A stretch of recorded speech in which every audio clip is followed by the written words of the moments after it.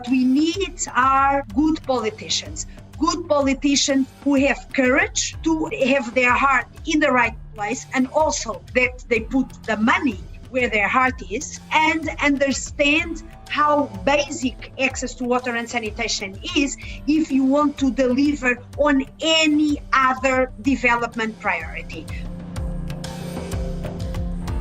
Greetings, good people. I'm Kumi Naidu, and you're listening to Power, People and Planet, a series of candid conversations with activists and community leaders from around the world, aiming to tackle the biggest questions of our time.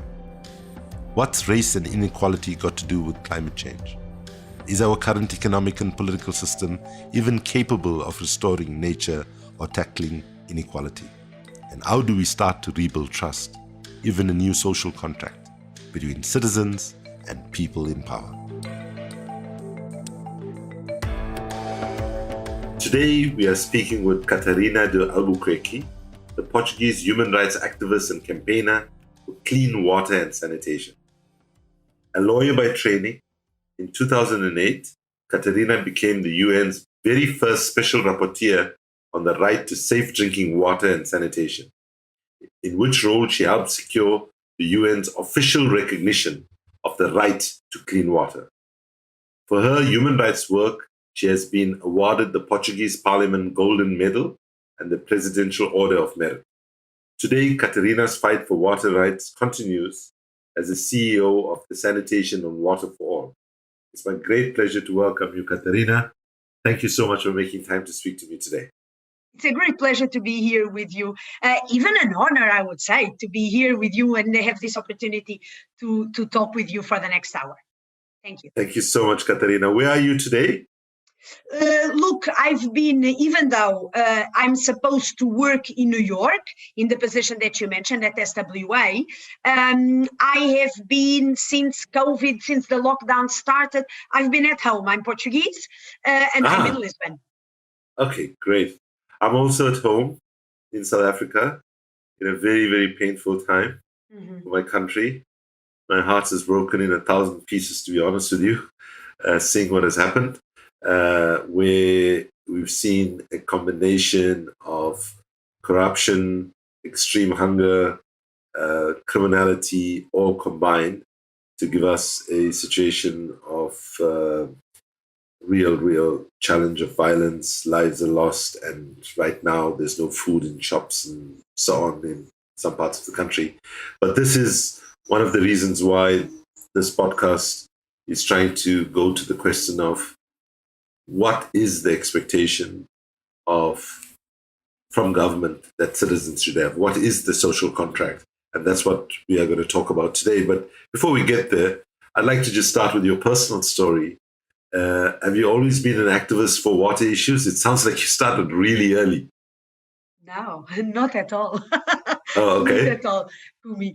I started, as an activist in general. Maybe I started when I was born without knowing it. And I remember my father was a civil engineer and specialized in bridges. And when I was little, I don't know how, I think I still couldn't read. So it was before, maybe I was 5 or 6. And he bought me a book with illustrations about how the Romans built bridges and roads. And my father was a bit right-wing. So he showed me the book with the drawings, and there were people working, building the roads, and they were on their knees. And then there were other guys with better clothes on horses. And I remember asking my father, but why do some have the right to be on the horses while the others have to be on their feet and do that work? And I was talking about differences in salaries, and my father freaked out. And he said, well, maybe those on the horses, they studied, they earned their degree, and that's the reason why they are supervising the others and also not working on really building the roads. So I think that there was a sense or an interest that I always had for matters related with justice and injustice with inequalities. At the time I was a teenager, we still had slums in Lisbon, in the city of Lisbon. I worked as a volunteer there for several years during my whole academic life. So I think seeing the inequalities, being faced with inequalities when you are walking to college, two of the main slums where I worked were one not far away from the place I lived, and the other one not far away from my university. So you are faced with injustice and the inequalities. In the summer, I went to the south of Portugal, a poor region in the country, where people working for my grandparents had started to work at age 12. Didn't have to read nor write. So you are faced with, and you learn about these inequalities and the lack of enjoyment of economic, social, and cultural rights, even in a country that is supposed to be better off. Well, that is obviously better off than many other countries. Then I started working for the Portuguese Ministry for Foreign Affairs in negotiations at the UN on child rights, and then economic, social, and cultural rights. So this is where my life changed. When I started working on economic, social, and cultural rights, and of course listening to you at the beginning talking about the situation in South Africa, is a confirmation that human rights are truly interrelated, indivisible, right? You cannot separate civil and political rights from economic, social, and cultural rights. Exactly. And when civil and political rights are violated, this leads to violations of economic, social, and cultural rights, and vice versa, right? So I chaired the negotiations at the UN of the optional protocol to the Covenant on Economic, Social, and Cultural Rights that allows people like us to present complaints to the UN in cases of violations of economic, social, and cultural rights, which was revolutionary at that time. Also very surprising that these mechanisms existed for civil and political rights, but not when you are talking about hunger, lack of access to education or healthcare or jobs, etc. And at that time, there were some diplomats approaching me and telling me, why don't you apply to the position of Special Rapporteur on Water? It's a new mandate. The objective will be to get the rights recognized. You managed to get this complaints mechanism in place, and it was approved on the 10th of December at the UN General Assembly by consensus. So they were saying, why don't you do the same for water? And I said, I am not a water expert. So this is my answer to you, Kumi. I am not a water expert, or I was not one when I applied. And I think that I was chosen simply because the countries that wanted to make the rights be recognized thought, well, if she did it for other things, maybe she will do it for this one. Well, we certainly hope you're going to fulfill the full ambition of the sanitation water for all. But let's just stay a little bit about why do you think now, after having been with the SWA for how many years is it now? 5. 5 years, right? I'm sure now you cannot say I'm no longer an expert. Now, plus the mandate, I've learned something. Yeah. So, why is access to water so vitally important? It might sound like a basic question, but I think it's really important that we unpack the power or the centrality of water for life in all its different forms. Can you say from your words, why is water so vitally important? Well, I will talk about water, I will talk about sanitation, I will talk about hygiene, okay? Okay, sure, that's fine. When it comes to water, it's very clear, and we all know that we cannot survive if we don't drink water, right? So it's as simple as that. However, there are more things to it. There are more things to it. There are thousands of kids dying every day because the water they are drinking is not safe. They might have water, but the water might be contaminated, polluted, contain fecal matter, and this drives kids to die. It causes diarrhea, and which then dehydrates the kids and weakens their immune system, weakens their possibility to grow, so kids suffer from stunting, etc. Water also occupies a significant proportion at a given time, 50%, people suffering from waterborne diseases occupied some years ago. The numbers are 5 years old. 50% of hospital beds in Africa, which means enormous costs for national health systems to treat people who are suffering from waterborne diseases. Women and girls who carry normally the burden of having to carry the water for their households when the water is not available, they cannot go to school or they cannot work outside the household because they spend significant portions of their time fetching water. When we talk about sanitation, we need to remember that there are currently 2 billion people without access to safe water in the world. So these are people who take daily risks for their health when they drink the water from the source that they have, right? These are people who need to walk long distances to fetch water. These are women who risk being raped on the way to getting the water. And with climate change, what is happening is that water sources are becoming more and more distant from the household because they are drying up in many places, which means that women and girls have to walk longer distances, meaning that fetching water puts their human rights to work or to education at risk, as well as they are putting themselves at greater risk of physical and sexual harm. When it comes to sanitation, we have almost 4 billion people in the world without access to adequate sanitation, meaning that very often they have to look for a place behind the bush, in the forest, open air, to do their daily needs. Not to talk about the indignity of the situation, which obviously is clear.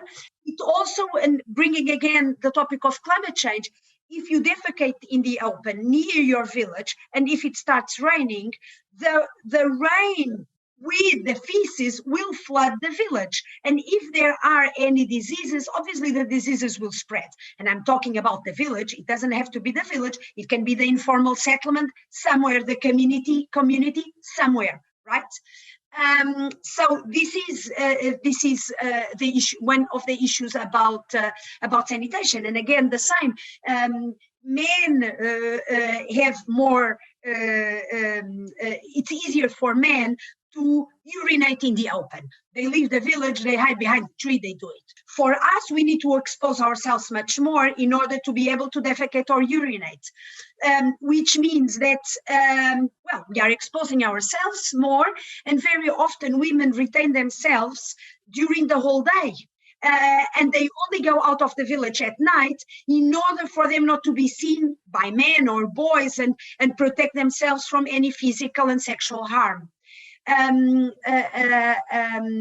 NGO, WaterAid, found out very weird statistics that they couldn't understand, that women were being bitten more often than men by snakes. And the reason was because women would leave the village very silently because they didn't want the men to realize that they were leaving the village to defecate or urinate, because they wanted to be protected from the men, but then they didn't make noise that would make the snakes go away. And when it comes to hygiene, look, we are talking obviously about hand washing with soap, which is something that approximately 3 billion people in the world cannot do on a regular basis, either because they don't have water, because they don't have soap, because they don't have both. And we have seen the importance of hand washing with soap now in the context of COVID. We had seen it already in the context of Ebola. But when we are talking about hygiene, I'm also thinking about menstrual hygiene and about the difficulties of or the unaffordability of menstrual hygiene products. I've met with several women and girls who told me that while they were menstruating, the girls, they could not go to school during those 5 days because their parents could not afford to buy the sanitary pads. I remember meeting a mother in Kiribati, Pacific Island state, who told me that she had to choose between purchasing the sanitary pads or paying for the school bus because she didn't have money for both. So the implications, many of us have the luxury of wanting to go to a toilet. I have mine here, literally 3 steps away. And there is a tap and I can take water from it. It's not something that we think about it's not an issue in our day-to-day lives, but it is an issue in the lives of billions of people. And not having access to water, sanitation and hygiene means that you are sick, you are not able to be productive, you are not able to go to school, you are vulnerable to violence, including sexual violence. It has a disastrous economic impact on national economies. So, but on the other hand, it doesn't seem to be a sexy enough topic for politicians to prioritize. Yeah, but I got to thank you for taking those 3 key challenges, water, sanitation, and hygiene, and bringing out the very practical implications for ordinary people. Because I think quite often when these conversations happen, they tend to be almost like we're talking about policies and we forget how ordinary people are impacted. In fact, I had the occasion on the African Union having a 50th celebration of the OAU, Organization of African Unity, and organized by the Mo Ibrahim Foundation. And I was on a panel and I was trying to make a connection between climate change and water, health, sanitation, and so on. And I basically was saying, we have a situation where, for example, in countries like places like Bristol in England and Uppsala in Sweden, where they run their buses using human feces, yes. Right? And in many countries, as you know, we have a problem of disposal of human waste, and that waste is getting into water supply and contaminating and so on. So I was, saying if folks in Europe can use their feces to run their buses, I refuse to accept that European shit is better than African shit. We just have to get our shit together and turn the crisis of climate change, into an opportunity. And also I said, listen, let's be very clear, right? When middle-class people like us talk, when we say sanitation, that's just a very nice, polite way to say that as many as 4 out of 7 people in the world do not have a decent place to piss and shit. And to say it like that, it is, like when I look at the challenges that we're facing in South Africa at the moment, many of the people that are in these looting and so on are also people who do not have a decent place. As you say, inadequate sanitation. They might have something, but it's not, guaranteeing clean health and so on. So let me put this to you, right? As a lawyer, drawing from your legal experience, how would you, and if you tomorrow, somebody waved a magic wand and said, Catarina, you have the power to write the clause on water, sanitation, and hygiene in a social contract for every government in the world. Roughly, how would you be articulating what is the responsibilities of government to the people with regard to these 3 areas? I would say, well, governments have the obligation to take steps to progressively realize these rights for all without discrimination within the maximum of the resources they have available. And what do these rights mean? They mean that they have to be accessible, right? They have to be within reach. the toilet and the tap have to be within reach. They have to be of quality. They have to be available on a continuous basis. I visited many places where people only have access to water for 2 hours a day, between 3 and 5 a.m., or even only 2 days a week. So it has to be available on a continuous basis. You need to put the furthest behind first. And there is this temptation, and I think that the former Millennium Development Goals also favored this idea that you need to reach to the low-hanging fruits, right? Give more to those who already have something instead of giving something to those who don't have anything, right? Well put. So that's where you need to start, with those who don't have anything. Put the furthest behind first, eliminate inequalities, right? Eliminate discrimination, and make sure that everyone gets at least a basic levels of access to water, sanitation, and hygiene. First, you ensure it the basic for all, then you improve the levels gradually for everyone, making sure that it's affordable. I didn't mention the word affordable. That access is of quality, that it's available on a continuous basis, that it is physically accessible, but very importantly, that it is also affordable. We are talking about human rights. We are not talking about a crazy business, right? We are not. It's different. The fact that water and sanitation are human rights imply that the government has specific obligations when it comes to the pricing of water and of sanitation and even of hygiene materials. One of the misconceptions, I think, which you can speak to, is this issue of water is exclusively the problem in the global south, right? And the work of sanitation and water for all shows that, in fact, this is not the case. I believe that you sort of reported for the UN on the Detroit water crisis and also about the specific issue of lead contamination in Flint. Can you just talk about, wealthy, rich places, or even of course, cities that are supposedly iconic cities in the global south who have serious water problems? Okay. I remember when I was appointed, one of the things that I decided 2 things at the beginning. Number one, that I would focus in my first year on sanitation, because I thought that sanitation was the poor parent of the two. Water is sexier, people are more interested, there was more written about water, and I said, I want to talk about shit, basically. Talk and write about shit. And my second decision was, I will not only visit as rapporteur countries in the global south. I want to visit countries in the global north in order to show that there are inequalities everywhere and that people are struggling everywhere. Of course, the numbers differ. Of course, we know. Absolutely. The numbers differ, but for a given person in California who doesn't have access, the suffering is the same as for another individual in an informal settlement in Dhaka, Bangladesh. I would even say it's worse. It's worse.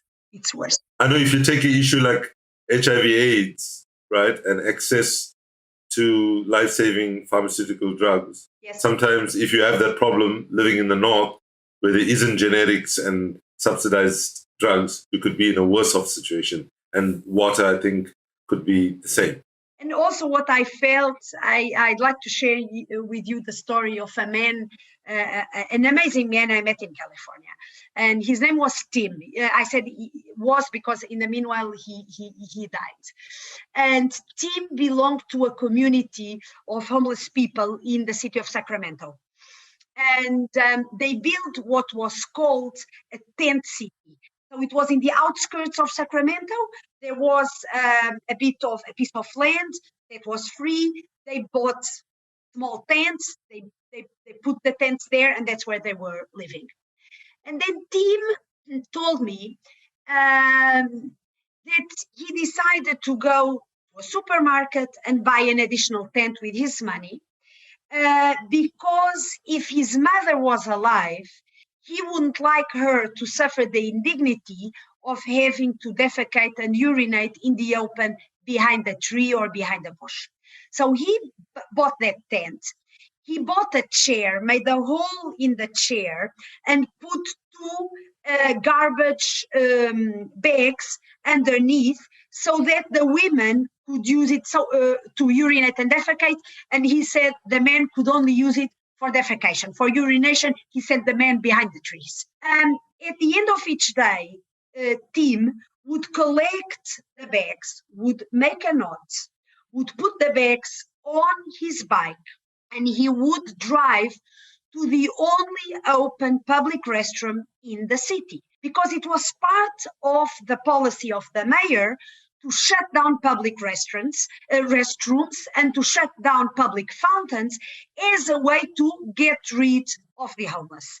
So he would reopen the bags, dump the contents into the toilet, flush the toilet, and then he said, and then I would put the bags in a third bag and dispose of them, and then I sanitize my hands with water and lemon. This is United States of America. This is 21st century. This is California. And you see the indignity of a man who is pushed by the government of his city to be like a manual scavenger, like what you see in certain places of the world, for example, in India, with the lower castes. It's inhuman, undignified, completely unacceptable. I was told that it's nobody's fault that a man wants to carry other people's shit around. He didn't want to carry other people's shit around. Wasn't given a choice. They didn't have any other option. What were the options? What were the alternatives? There were none. But let me tell you another thing about Tim and his community. And when I was saying that in the global north it might be harder, they carried the guilt behind their back. The guilt that they could not embrace the American dream. The guilt that they could not do better. That it was their fault. Exactly. This is a common problem globally, I think. So it really breaks your heart. And he was an amazing man. I was very sad because I kept in touch with the NGOs that worked with them. And then one of them wrote to me saying that Tim had died. And I think that the work he did was for me a real, it was, well, he didn't have to do it, and he shouldn't be nobody should be put in such a situation. But I tell the story in order to show people this happens in the global north. And again, you were mentioning Detroit. I met a woman who was explaining to me that she didn't cook rice. The water was so expensive that she told me cooking rice is a luxury because the water has to evaporate for you to be able to cook the rice. And I met with families, kids with serious health problems that needed greater quantities of water, and the families simply could not afford. Then the water company would come and would draw a sign in front of the house which were instructions to another department to cut the water. So if you were walking outside on the street, you would know who paid the bill and who could not afford the bill. Well, amazing and unacceptable, but that happens in the global north. I gave you two examples of the US. I don't want to be unfair to the US, but in my own country, I remember after the 2008 crisis, walking around with my family in Lisbon and seeing people and then I went to talk with them, people whose water had been cut off. There was a moment where people weren't paying and the water was cut off before there was a policy put in place to stop the cutoffs. But they were going to a public fountain in order to fill in big bottles of water to carry them to their houses. What I had seen in the poorest countries in the world. And Portugal is a European Union member state, and Lisbon is its capital city. So you see discrimination against Roma population, for example. I met a father in Slovenia who didn't have access to water and sanitation, and he told me his daughter came home crying and saying that the other kids were teasing her because she stank. And he told me, I know that she stinks because we all stink, because we don't have a place to bath. And the daughter said, I don't want to go back to school. She was 15. And the father said, then don't go, which meant that because the kids were not going to school, he wouldn't receive a minimum guaranteed income. So everything connected, really.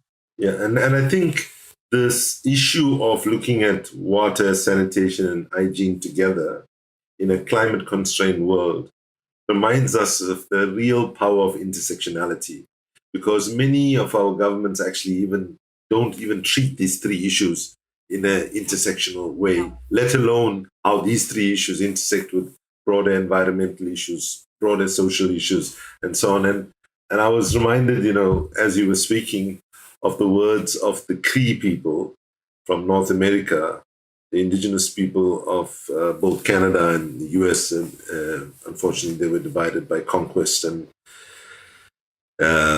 colonialism. When they said, when the last tree has been cut down, the last fish caught, the last river poisoned, only then will we realize that one cannot eat money.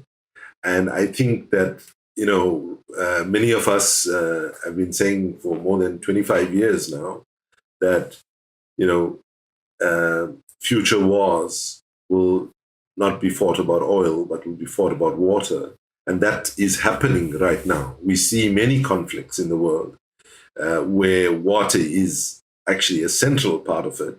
And we see conflicts, like, for example, between Egypt and Ethiopia, boiling up now because of water. So we have to also recognize that water, the lack of it or the presence of it, can be a source of conflict and so on. And we have to learn to manage a resource that is scarce in an equitable way, both within countries as well as, between countries. And I believe, it's within our capability to do it. Whether there is political will is another story. And then when you look at some of the sort of pushback you get to the idea of equity around water, if you take, for example, the former CEO of Nestle, Peter Brabeck-Letmathe, he characterized the idea that water is a human right as extreme and would prefer that free market forces are trusted to provide access to water.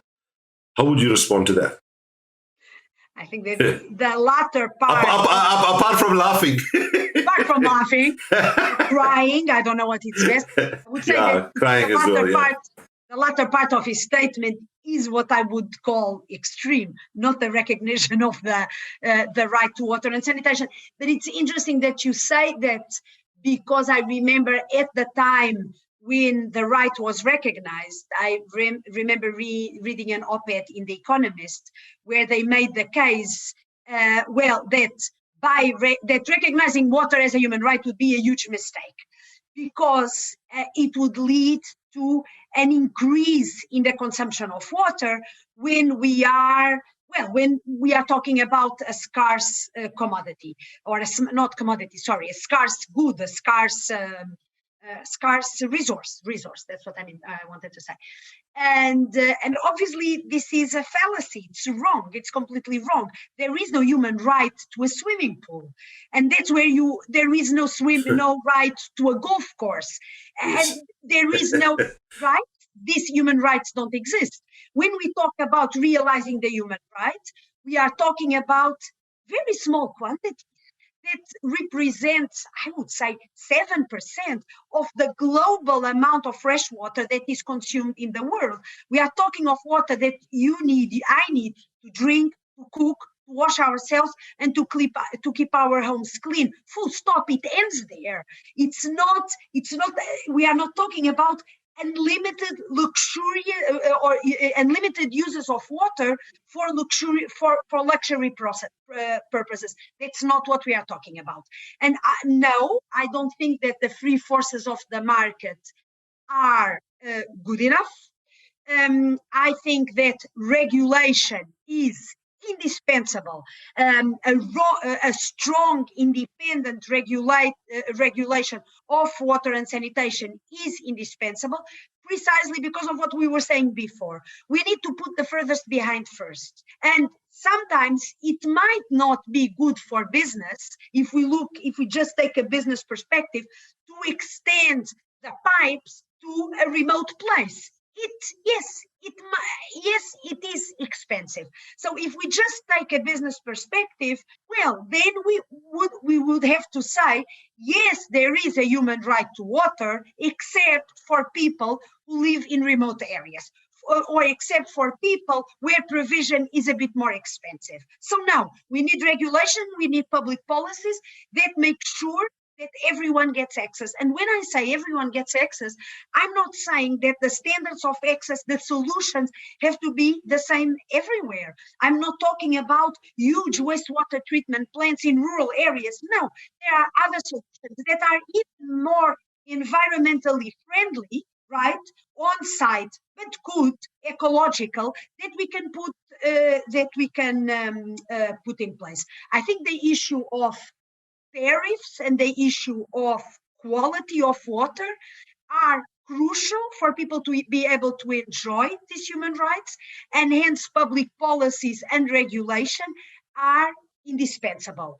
People who cannot pay for the water they need for reasons beyond their control, because they lost their job, because they are poor, for whichever reason that is beyond their control, they should not be deprived of their human right.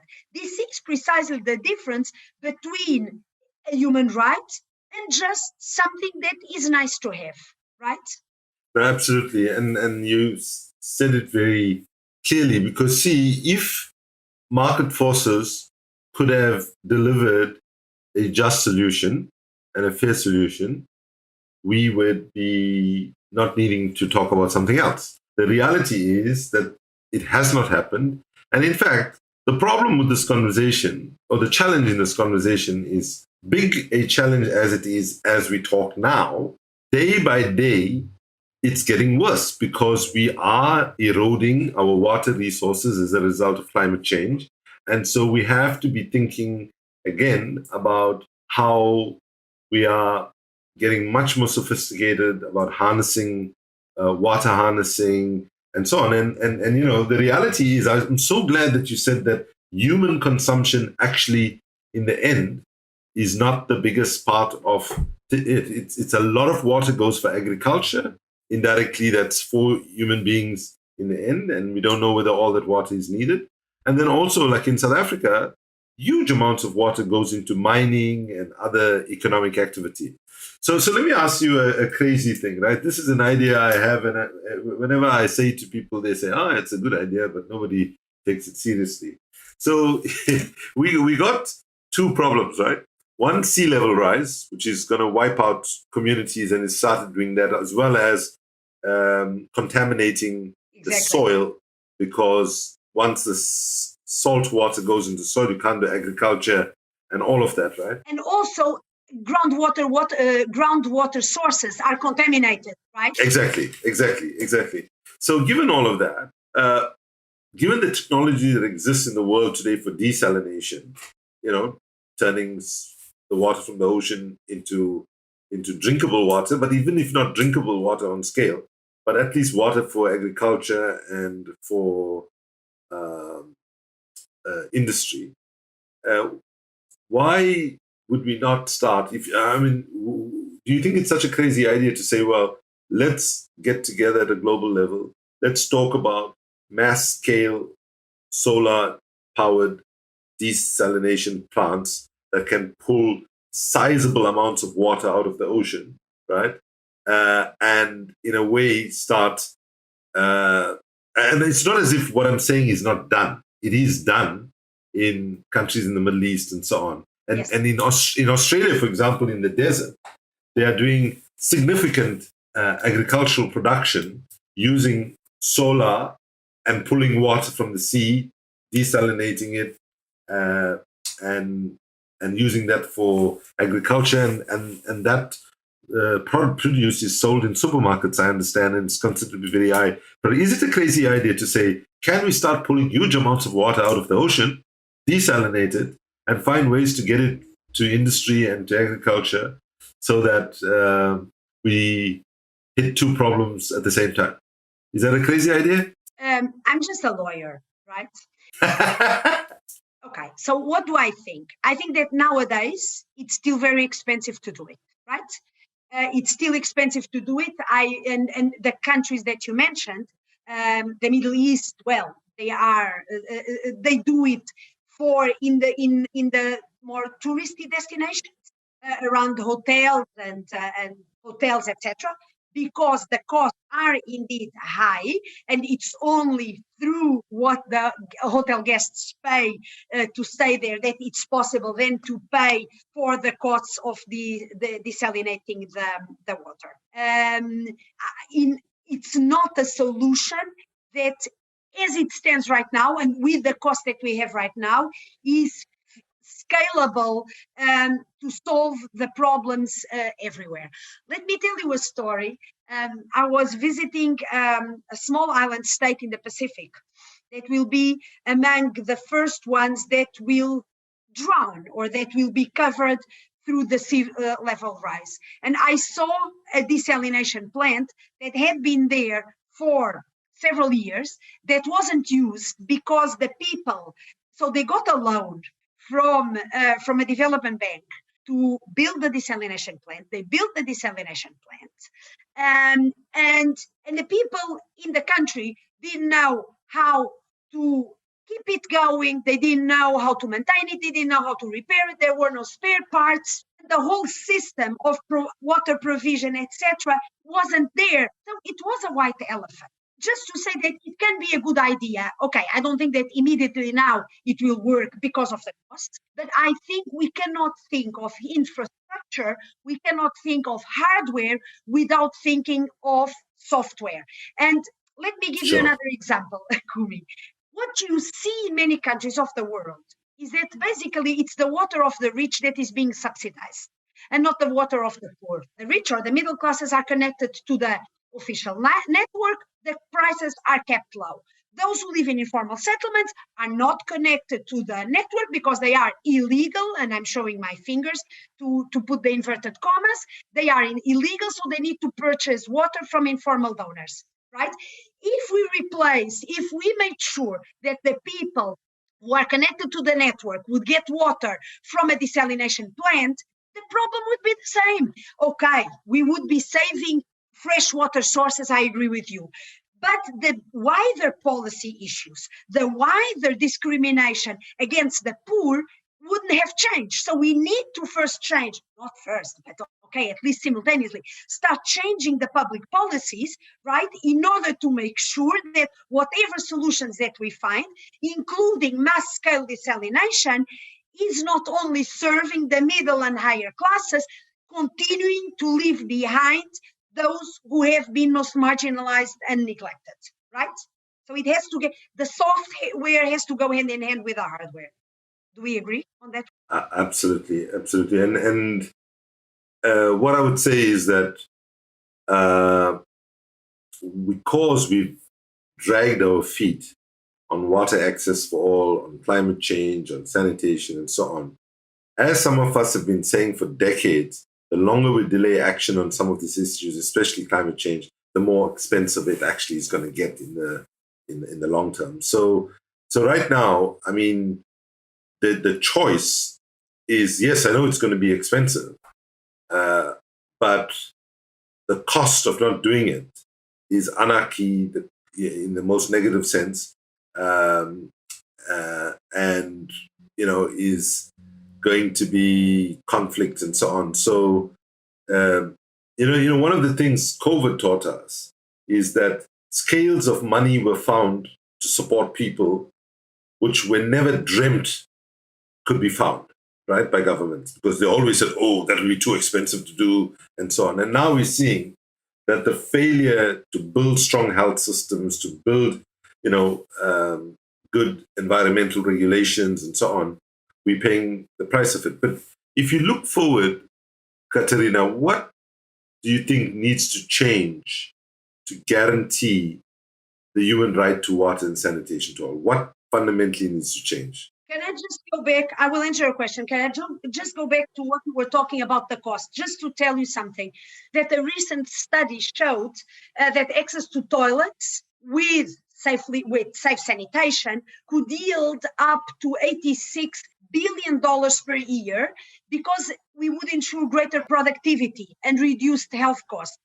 Basic hygiene facilities, we were talking about hand washing with soap, would mean an extra 45 billion per year. And having water taps in the home could equate to an annual return of $37 billion annually. So it was just because you talked about costs, and I was talking about there are the human costs, obviously, also the costs of conflicts, etc. But then there are these very material costs that you can describe in dollars, and that's why I brought these numbers.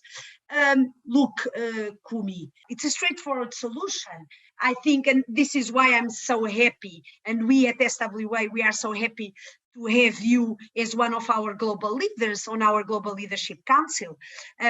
We think that it is indispensable, and we count on all of you on the global, well, it's a small group, but we count on you on the Global Leadership Council to move things, to shake things, to make noise, because what we need to get the attention of policymakers, of decision makers, of the heads of state, heads of government, the ministers, etc. And because my answer to your question is political will. What we need are good politicians who have courage to have their heart in the right place, and also that they put the money where their heart is, and understand how basic access to water and sanitation is if you want to deliver on any other development priority, right?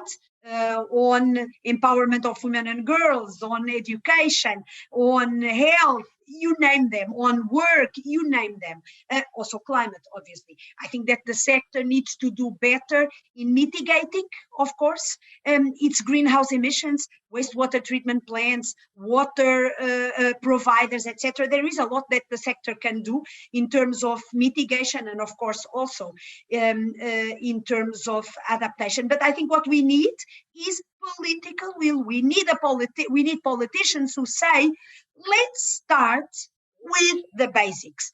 What is basic? Bring people a minimum amount of safe water every day. Give them a place to do their daily human needs in dignity and safety, and allow them to manage their menstruation every month, and allow them for solutions to ensure their hygiene, including hand washing. That's what we need. And if you have politicians with that vision and that determination, the rest will fall into place. So that's what we need, and that's why we set up the Global Leaders Council, of which you are part, because we need to move and shake. Can we try and convince political leaders that if we take water, sanitation, and hygiene together in this moment of history, that they actually constitute a security issue, that it's part of national security? And when I say national security, I don't mean in the way governments use national security, which is all about the military and so on, but I'm talking really about human security, because I think that's part of the problem here. Part of the problem is our decision makers disproportionately favor conventional national security over human security, the security that human beings need for a dignified life, for safety in the homes, safety in the community, and so on. And when you said people like me on the should make noise, let me make noise about one thing that we talked about already, right? Because I have really valued so much the intersectional sort of frame that you bring to everything that you've talked about today. So I wanted to go back to the question, and I'm in this moment in my life where I'm just asking crazy questions, and I don't really care whether people think I'm like completely lost it or not, because when one tried to be reasonable and so on, we were losing being reasonable. So if you go back to the challenge that we have in many countries of how we dispose of human waste, both urine as well as feces, right? Piss and shit, okay? Now, if we know that both these things actually have economic value, right? in the sense that human shit and animal shit can be used for multiple economic benefits, right? Running our cars and transportation, for heating, for electricity generation. In fact, in Kenya, there's a prison I heard of where the prisoners actually worked out a system to actually generate sort of electricity using human feces. So that's one thing. But then I understand urine has a lot of fertilizer potential, right? And so on. So, like, for example, maybe today we should be saying, just as we say we need to retrofit buildings, we need to really do the buildings up again to make sure that they don't need so much of energy to heat them or to cool them. The idea of having toilets that separate urine and feces, right? Yes. Where you separate them, and then, if you collect the feces in one place and we collect the urine in another, and then we commercialize it to make sure that they can be used. I've seen it, Kumi. I saw it in Namibia. So they were doing it. They were doing it in the town, in a given town that I visited, Ochi toilet, something like that with an O. I forgot. Not Ochi Varango. Exactly. Ochi Varango. Exactly. Yeah. So it was called the Ochi toilet. Exactly. That's where it was. Good. So they did it. So they weren't using the urine, but they were using the feces. So the city would collect the feces, they would produce energy with the feces, and people were getting paid for their feces. And there was how do you say? So you have the toilet, and then it connects. There was a hole in the wall that connected to a pipe, and that connected to a container where the feces would land. There would be a system for the airflow so that it wouldn't stink. It worked very nice. When I went there, it worked very nice. It was a project that even had a bit of EU funding, and I found this solution fantastic. Have talked about it to many people and thought we should replicate it. But then all of a sudden, I stopped reading any more news about it. So I don't know, actually, if now it's still a success. I don't know. Well, I think now is the time for us to be generally, not just in water, sanitation, and hygiene, but in all areas of human endeavor, looking at solutions like that exist, that have been shown to work, and ask ourselves the question, why is it, right? Why is it that these things are not taken to scale? Let me give you another quick example, right? About 5-6 years ago, 4 Zambian young girls aged 15 to 17, for their school science project, designed a generator that could give you 5 hours of electricity run on 1 liter of human urine, right? And this project made it into Art, Science, and the Africa Art, Science, and Technology Fair about 6 years ago. I didn't know. Now you take that idea, right? It sort of generates electricity, and it makes sure that part of human waste is not going into places that it shouldn't be and contaminating water and so on. But my feeling is that some of these things never take off, even though they're good, scalable solutions that can work, especially for rural communities, right? It could work, and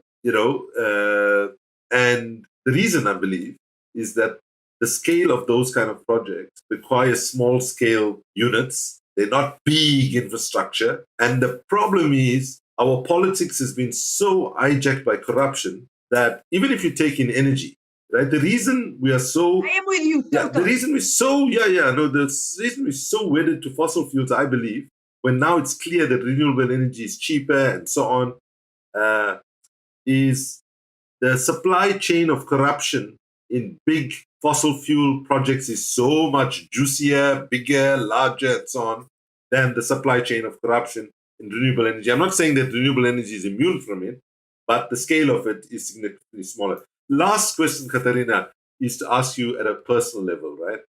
How do you, what keeps you going? What helps you maintain hope? And how do you, guard against depression, complacency, despondency, and so on. I love every conversation I always have with you. I come away from it feeling energized because you have such a great energy. So share that with the folks that are watching and listening. Where do you draw energy from? Because at one level, yes, I'm sure every month you can look back and say, yes, we've achieved this goal here and that goal there. But I have a sense that overall, based on your vision, what you think needs to happen and so on, I'm sure at the end of every month you think, oh my God, we should have achieved so much more than needs to be achieved. So how do you keep your optimism and your sense of positivity, which is a challenge many of us are dealing with, including myself at the moment? So I look forward to your answer. Oh my goodness, I don't have a good answer. And sometimes, look, like everyone else, sometimes there are days where I have this sense of despair. Is it worth? Are we making progress? Is it worth anything? Are things changing? What impact are we having? And there are days where the glass really looks half full. But then I think that one of the things that keeps me going are the faces and the stories of the people that I've met over the past years. The bad stuff they told me, but also the good stuff they told me, that yes, it's possible to change. And that keeps me going. It keeps me going because I do think that we all have an obligation to do all we can to change the world. Look, I was born as an optimist, and I have my moments of doubt, but I was born as an optimist. And I think that every little success, every little achievement gives me the energy to keep going. Of course, it's not enough. Of course, it could be better. Of course, things are not easy because you talk again and again. You were talking about the big infrastructure, and you talk very often with the big lending institutions. They want to give better access to those that have already something instead of going to the small communities, to those people who have nothing. Yes, and it's linked with corruption. Yes, it is. It's linked with business. Yes, it is. It's linked with interest rates. Yes, and it's horrible and it's irritating, and it's unfair. But I think that the only solution is when there is a door closing, is not giving up and trying to open the next door and the next and the next, and not giving up. I think we cannot give up. And there will be more doors. There will be more windows for us to open, even if there are days where it seems that all of them are being shut down. Believe that we have the power to open doors. Catarina de Albuquerque, thank you so much for your work, for your time, and for your wonderful energy. We wish you well with all that you do with Sanitation and Water for All. And thank you so much for being with us today. Thank you so much, Kumi. Thank you also for your inspiration. Thank you for bringing me here. It was great to spend this hour with you.